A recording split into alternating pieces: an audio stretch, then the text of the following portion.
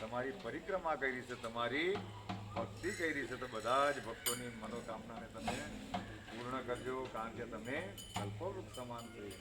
અને આ ખાતરીપૂર્વક એટલા માટે કહી શકાય કે આજથી આપણે મહિના પહેલા સદગુરુ રાયાને પ્રાર્થના કરેલી કે રોટલી વાળું મશીન આવી જાય તો આ બીજી તારીખે આવી જવાનું છે. ત્યાં જે કલ્પના કરે તે સદગુરુદેવ જ્યાં સાક્ષાત બ્રહ્મા વિષ્ણુ અને મહેશનો વાસ છે, મનોકામનાઓ પરિપૂર્ણ કરે, બધાના આરોગ્ય સારું આપે. કામ કારણ કે આ ફળ સ્વરૂપ છે. એની ઉપરના ફળો જુઓ કેટલા અલૌકિક છે કે જે આખું વર્ષ દરમિયાન ફળો આપતું રહે. અને એમ કહેવાય કે જે હંમેશા આની ભક્તિ કરતા રહે એમ હંમેશા મહાસુખ પામતા જ રહે. તો પરમાત્માને આપણે સદગુરુને પ્રાર્થના કરીએ કે અમારી હંમેશા આવી ભક્તિ અવિચળ રહે. અને વિશેષમાં બીજી તારીખે આપણે બધા અહીંયા રાત્રિ જાગરણ કરવાના છે.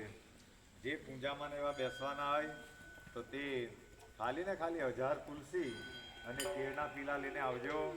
આપણે બધા સાથે મળીને જાગરણનું મહત્વ છે કે વર્ષની અંદર 4 રાત્રિઓ આવે, એક શિવરાત્રિ, એક હોળી અને એક જન્માષ્ટમી અને એક કાળી ચૌદશ.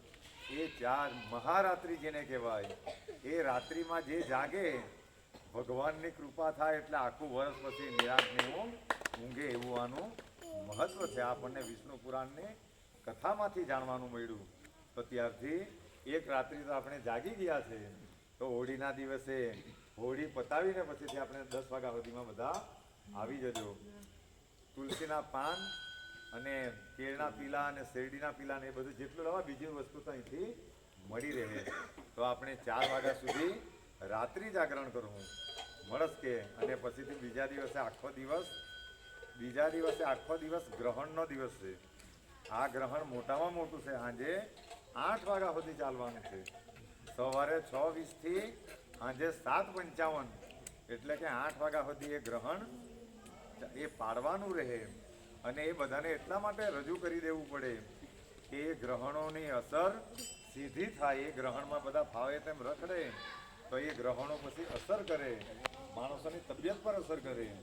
એટલે એ ગ્રહણના સમય દરમિયાન ઘરે જ રહીને ભગવાનના નામ કે ભગવાનના પાઠ કરી શકાય. તો એની સીધી અસરો માણસોના, એટલે ભગવાન જેવા દિવ્ય ગુણો સીધા ઉતરી આવે. અને વિશેષમાં 8 તારીખે એમ તો આમંત્રણો ત્યાં મૂકેલા છે. અમારા ઘરે કથા છે સવારે, તો બધાને ભાવભીનું આમંત્રણ કે બધા ભક્તો બધા પધારજો.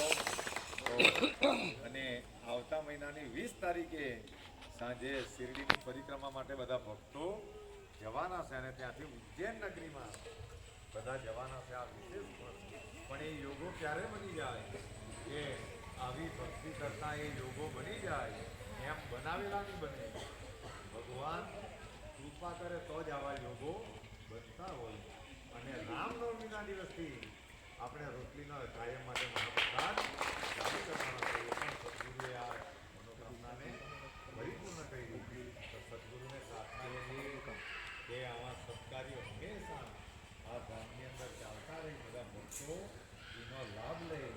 જેમ આપણે હમણાં પાલખીના પદગમથી એમના નીચેથી પાસ થયા, તો સદગુરુની છત્રછાયા હંમેશા બધા ભક્તો પણ કાયમ માટે બની રહી. અને સદગુરુની કૃપા રહે તો આપણી બધી જ સ્થિતિઓ સારી રહે. એટલે જેમ